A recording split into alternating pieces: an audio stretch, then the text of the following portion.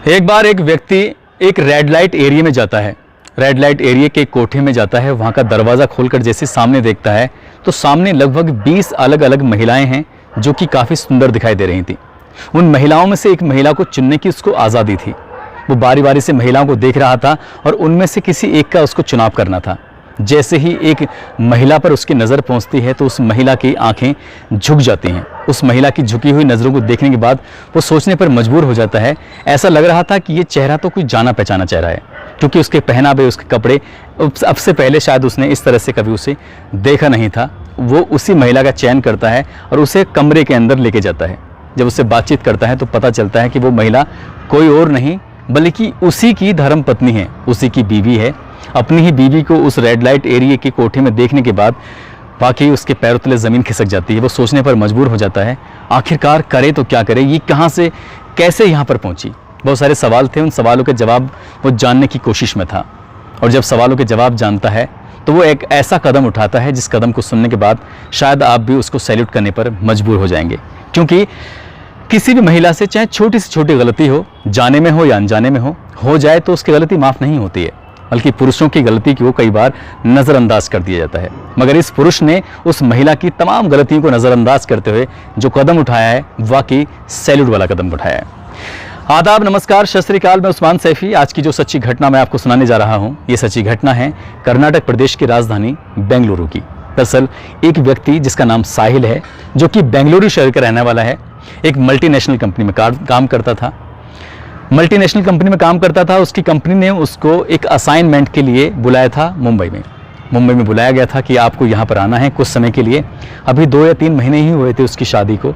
अपनी पत्नी को छोड़कर वो जाना नहीं चाहता था, लेकिन मल्टीनेशनल कंपनी का, जिस कंपनी में काम कर रहा था, उस कंपनी का मामला था, आखिरकार उसको जाना पड़ता है। जब वो वहाँ पहुँच जाता है, 1-2 हफ्ते काम करता है। 1-2 हफ्ते काम करने के बाद अपनी पत्नी से बातचीत करता है। कहता है कि क्या तुम मुंबई घूमना चाहोगी। जैसे ये बात अपनी पत्नी से कहता है तो उसकी पत्नी एकदम खुश हो जाती है, खिलखिला जाती है। कहती है कि मेरा तो सपना था बचपन का, बचपन से ही मैं चाहती कि मुंबई जाऊं, वहाँ जाके देखूं। आज तक तो मैंने सिर्फ मुंबई को टेलीविज़न पे या फिर फिल्मों में देखा है, साक्षात देखने को मिलेगा तो कितनी अच्छी बात है। जब अपने पति से इस तरह की बातें करती है तो उसका पति कहता है परेशान होने की ज़रूरत नहीं है, 7 अक्टूबर 2011 का तुम्हारा रिजर्वेशन करा दिया गया है। फला तारीख को फला वक्त में आपकी ट्रेन मिलेगी, आप आराम से बेंगलोर से मुंबई का सफ़र पूरा करके सीधा मुंबई आइए, मैं तुम्हारा इंतज़ार करूंगा। वो दिन भी आता है और जब दिन आता है वो घर से कुछ तैयारी के साथ सीधा बेंगलोर के रेलवे स्टेशन पर जाती है और अपनी निर्धारित ट्रेन, अपनी निर्धारित बोगी, अपनी निर्धारित बर्थ पर जाकर बैठ जाती है। और सबसे पहले फ़ोन करती है अपने सास और ससुर को। कहती है कि मम्मी पापा मैं ट्रेन में बैठ गई हूँ और लगभग 1000 किलोमीटर का ये सफ़र है, 16-17 घंटे में पूरा हो जाएगा और मैं साहिल के पास पहुंच जाऊंगी।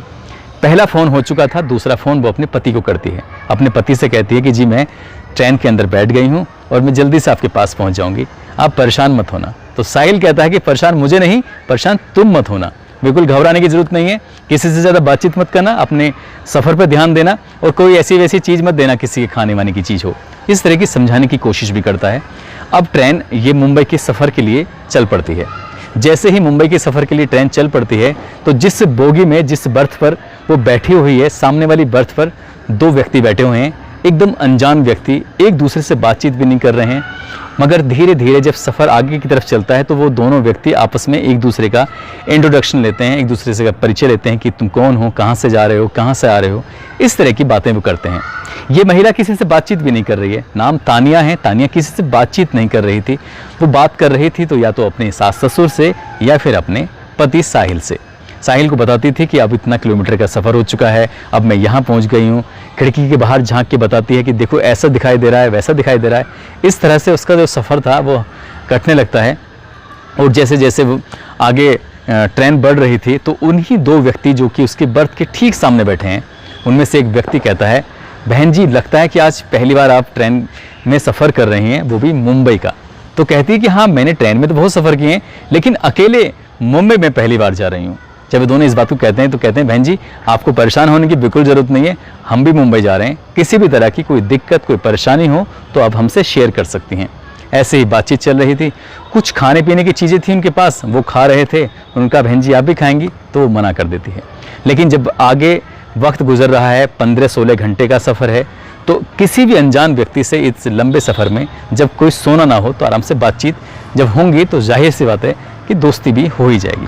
उधर तो उन दोनों की दोस्ती हो चुकी थी और उन दोनों ने इस तानिया से भी कहीं ना कहीं जान पहचान बना ली थी। तानिया जब अपना कुछ खाने पीने का सामान था तो खाते पीते उन लोगों की नज़र उस तानिया के सामान पर पड़ती है, तो आखिरकार तानिया की मजबूरी बन जाती है उस सामान को दिखाते हुए कि भाई साहब आप भी इसमें से सामान लेंगे। जब वो बात उन दोनों व्यक्तियों से कहती है तो वो व्यक्ति भी उसके सामान लेकर खाने लगते हैं। कुछ देर के बाद कुछ सामान वो भी लेते हैं तो वो भी तानिया की तरफ हाथ बढ़ा देते हैं कि बहन जी आप भी कुछ सामान खाओगी। इस तरह से ये जो सफ़र था वो वाकई बहुत सुहाना था और बहुत बढ़िया सफ़र चल रहा था। चलते चलते लगभग 150 किलोमीटर के आसपास अभी बस मुंबई बाकी था, यानी कि 1000 किलोमीटर में से 850 किलोमीटर का सफ़र तय हो चुका था। तानिया अपने पति साहिल को फ़ोन मिलाती है और कहती है कि मैं अभी आपसे 150 किलोमीटर दूर हूँ। तो कहता है कि तुम्हें परेशान होने की ज़रूरत नहीं है, मैं तुम्हें लेने के लिए रेलवे स्टेशन पर आ जाऊँगा। बस इतना ये फ़ोन था। उसके बाद ये दोनों व्यक्ति कहते हैं कि बहन जी चाय पियोगी? तो कहती है कि मैं तो चाय नहीं पीऊँगी, आपको पीनी है तो आप पी लीजिए। लेकिन वो 2 चाय के साथ साथ तीसरी चाय भी लेते हैं। तीसरी चाय लेते हैं तो तानिया को चाय पिला देते हैं और ख़ुद भी चाय पीते हैं। जब तानिया चाय पी लेती है, चाय पीते ही तानिया एकदम बेहोश जैसी हालत में हो जाती है, नींद आने लगती है उसको। लगभग 2 या 3 घंटे के बाद जब आँख खुलती है तो पता चलता है कि तानिया अब ट्रेन के किसी बोगी या बर्थ के अंदर नहीं बैठी हुई है, बल्कि वो एक कार के अंदर है और कार बहुत तेज़ी से चल रही थी। उसको जैसे ही हल्की फुल्की उसकी आंखें खुलती हैं, वो आंखें खोलने की कोशिश करती है तो पता चलता है कि वो बेहोशी जैसी हालत में थी, ठीक से बोल भी नहीं पा रही थी। लेकिन उसको वही दोनों व्यक्ति कार के अंदर दिखाई देते हैं और एक व्यक्ति और था जो कार चला रहा था। ये एक नया व्यक्ति है जिसको देखने के बाद साफ अंदाज़ा लगाया जा सकता था क्योंकि उसके साथ कोई ना कोई अनहोनी घटना हो चुकी है।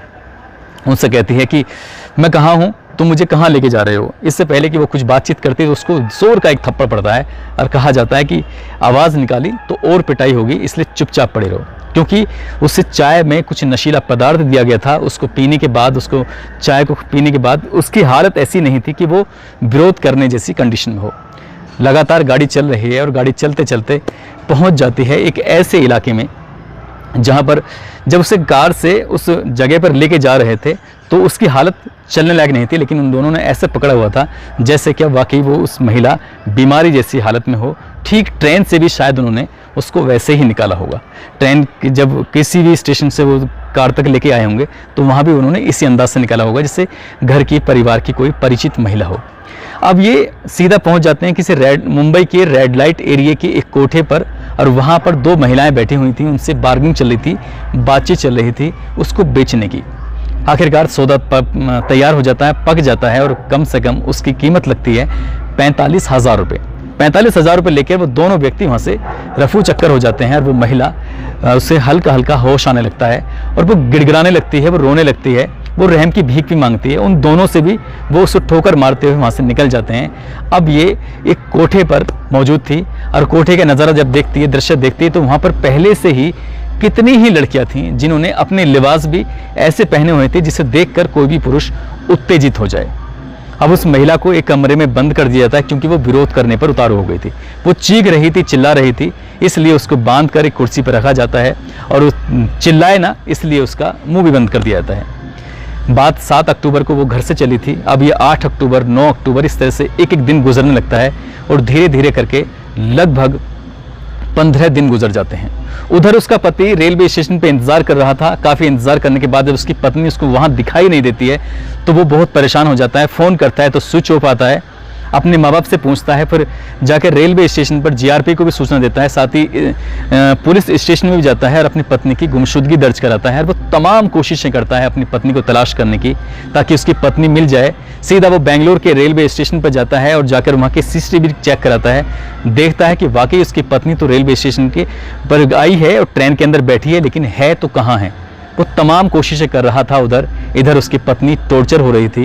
रोज़ उसको मारा जाता था, रोज़ उसको पीटा जाता था, रोज़ उसको खाना भी नहीं दिया जाता था और जितनी जाति जितना हैवानियत उसके साथ हो रही थी उसने कभी कल्पना भी नहीं की थी। जब धीरे धीरे एक एक दिन गुजरने लगते हैं, 16वें दिन उस कोठे की जो मालिक है सुनीता पुजारी उससे कहती है कि बहुत दिन हो गए, यदि आज तुम तैयार होकर ग्राहक के लिए तैयार नहीं होती हो तो फिर तुम्हारा वो हश्र किया जाएगा जिसकी तुमने कभी कल्पना भी नहीं की थी। लड़कियों, इसको समझा दो। जो पहले से वहाँ लड़कियाँ काम कर रही थी उन लड़कियों पर दबाव बनाया जाता है और वो लड़कियाँ कहती हैं कि तानिया तुम मान जाओ, क्योंकि अब यहाँ से तुम्हारे जाने के रास्ते सब बंद हो चुके हैं, तुम्हें यहीं रहना होगा, यही काम करना होगा, अब तुम्हें कोई छुड़ा नहीं सकता, कोई तुम्हें बचा नहीं सकता, कोई तुम्हारी यहाँ मदद करने वाला भी नहीं आएगा। 16वें दिन आखिरकार तानिया टूट जाती है और तानिया भी ऐसे कपड़े पहनती है जिसको कपड़े को देखने के बाद कोई भी पुरुष उसकी तरफ उत्तेजित हो जाए, आकर्षित हो जाए। और आज उन 20-22 महिलाओं में से तानिया का नंबर था, क्योंकि ग्राहक ने तानिया को ही पसंद किया था। तानिया को लेकर वो कमरे में जाता है और जाने के बाद जैसे ही वो अंदर के दरवाज़ा बंद करता है, चटकनी बंद करता है, तो वो तानिया गिड़गिड़ाने लगती है, रोने लगती है। और रोती भी ऐसे है कि उस कमरे से उसकी आवाज़ बाहर नहीं जाती। उसकी आंखों में आंसू थे और वो आंसू टपक रहे थे। रोते हुए पैरों में पकड़ के वो कहती है कि भैया मुझे माफ़ कर दीजिए, मैं ऐसे से यहाँ पर चले आई हूँ, मेरे पति साहिल हैं जो कि मल्टीनेशनल कंपनी में काम करते हैं, मुझे तो सिर्फ यहाँ मुंबई घूमने के लिए आना था, किसी ने मुझे चाय में कुछ नशीला पदार्थ पिलाया और मुझे यहाँ पहुँचा दिया। वो अपनी परेशानी, अपना दर्द जब बयां करती है तो उस व्यक्ति ने, हालांकि कोठे पर आने वाला व्यक्ति कभी शरीफ तो हो ही नहीं सकता, इसलिए उस व्यक्ति ने इंसानियत का परिचय देते हुए कहा कि मैं तुम्हारी क्या मदद कर सकता हूँ। जब बात मदद करने की आती है तब वो कहती है कि मुझे मेरे पति से बात करा दो। उधर उसका पति अपनी पत्नी को तलाश करने की तमाम वो कोशिशें कर रहा था। आखिरकार वो बार बार फ़ोन देखता था, वो सोच भी रहा था कि सफ़र शुरू होता है तब फ़ोन आता है, सुबह शाम रोज़ फ़ोन करती थी, अब फ़ोन आता भी नहीं है, फ़ोन स्विच ऑफ हो रहा है। लेकिन 16वें दिन जाकर जब एक अनजान नंबर से फ़ोन आता है साहिल के पास और आवाज़ आती है कि रोते हुए कि मैं तानिया बात कर रही हूँ, मैं कहाँ हूँ मुझे नहीं पता, मुझे बचा लो, मुझे यहाँ नहीं रहना है। जब पूरी कहानी कुछ बातचीत सुनता है तो वो कहता है कि तुम हो कहाँ पर? कहता है मुझे नहीं पता। तानिया मना कर दी थी, मुझे कुछ नहीं पता, ये कहाँ है, किस कमरे में है, किस कोठे पर है, किस रेड लाइट एरिया में है, वो इलाका कौन सा है, सारी जानकारी वो व्यक्ति देता है जो व्यक्ति अभी तक उसकी मदद कर रहा था। साहिल को जब उसकी सूचना मिल जाती है तो साहिल सोचने पर मजबूर हो जाता है कि आखिरकार करूं तो क्या करूं, इसको कैसे बचाऊं। जब बात बचाने की आती है वो कहता है कि पुलिस के पास जाऊंगा, पुलिस वहां पर छापा मारेगी तो पता चला कि वो कोठे से गायब कर दिया है, कुछ उसको नुकसान पहुंचा दिया, तो इसलिए वो ऐसा कुछ नहीं करता है और वो सीधा बजाय पुलिस की मदद लेने के वो सीधा पहुंच जाता है ग्राहक बनकर उसी कोठे पर। और उसी कोठे पर जाने के बाद तब तक वो पुराना ग्राहक जा चुका था, अब नया ग्राहक साहिल बनकर आता है और उन महिलाओं में से तलाश करता है, अपनी बीवी को ढूंढने की कोशिश करता है। हर महिला को रिजेक्ट कर देता है, ये नहीं चाहिए, ये नहीं चाहिए, ये नहीं चाहिए। जब नंबर आता है तानिया का कि हाँ एक लड़की जो नई वाली है उसको लिखाओ, शायद उसको ये पसंद कर लेगा। तानिया को देखता है, तानिया को देखते ही उसकी बीवी की नज़रें झुक जाती हैं, डबडबाने लगती हैं, आंखों से आंसू टपकने लगते हैं। वो अपनी पत्नी को देखकर हैरान था, परेशान था और सीधा कहता है कि मुझे यही लड़की चाहिए। उसको लेकर वो कोठे के अंदर जाता है और उसकी पूरी कहानी सुनता है कि आखिरकार यहाँ कैसे पहुंची।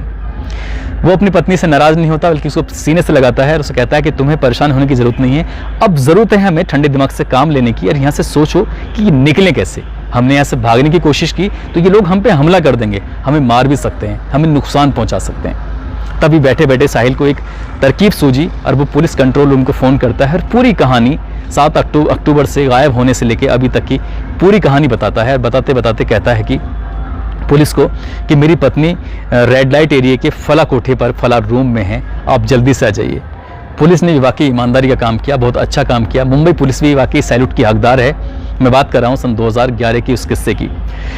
भारी पुलिस वहाँ पर बहुत बड़ी संख्या में पुलिस पहुँचती है, उस कोठे को घेर लेती है। साथ ही जब वहाँ पर छापा मारा जाता है, वहाँ पर एक एक कमरे की तलाशी ली जाती है तो साहिल और तानिया भी एक कमरे के अंदर मौजूद मिलते हैं और दोनों की हालत देखने दिखाने लायक थी। पुलिस उन्हें सुरक्षित वहाँ से निकालती है। न केवल तानिया को वहाँ से निकालती है बल्कि ऐसी कई लड़कियाँ थीं जो बेवजह ऐसे ही दलालों के चंगुल में फंस जाती हैं। उन दलालों के बारे में जब पता करने की कोशिश की जाती है तो पता चलता है कि वो दलाल सिर्फ रेलवे स्टेशन, बस स्टॉप ऐसी जगहों पर ही नज़र गाड़े रहते हैं, गिद्ध की तरह। कोई लड़की, कोई महिला, कोई ऐसी कोई अकेली जा रही हो तो उसको जो कोई सुंदर दिखने में हो ताकि उसको निशाना बनाया जा सके, उसके किसी भी तरकीब से कोठे तक लाकर उसको बेचा जा सके।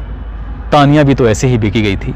तानिया को बहुत देर के बाद होश आया था, हालांकि वो अपने पति के पास थी। पुलिस ने उसको छुड़ाकर यहाँ से वापस बेंगलोर उन दोनों को भेज दिया और पुलिस ने जब यहाँ से इसकी जो मालकिन है कोठे की, सुनीता पुजारी और रमीदा शेख, इन दोनों के साथ साथ 2 और व्यक्तियों को गिरफ्तार किया। साथ ही इन चारों की मदद से उन दोनों दलालों को भी कई दिनों की मशक्कत के बाद आखिरकार गिरफ्तार कर लिया। दोस्तों, ये वाकई साहिल ने बहुत ही अच्छा, बहुत ही इंसानियत का, बहुत नेक काम किया जो उसने अपनी पत्नी की ज़िंदगी को बचाया। कोई भी अगर व्यक्ति होगा तो शायद अपनी पत्नी की इतनी छोटी सी बात को देखते हुए उस पर तमाम तरह के लांछन भी लगा सकता था और कह सकता था कि तुम यहीं कोठे पर रहो, अब मेरी ज़िंदगी में तुम्हें आने की कोई ज़रूरत नहीं है। उसने इंसानियत का परिचय देते हुए अपनी पत्नी को बचाया और कई लड़कियों को भी उसने वहाँ से बचाया।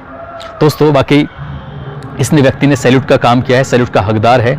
साथ ही मैं आपको जाते जाते मैं आपको बता दूं कि जब भी आप कभी सफ़र पे हों तो किसी का सामान ना खाएं, किसी से ज़्यादा दोस्ती ना करें, किसी से बातचीत करने की कोशिश ना करें।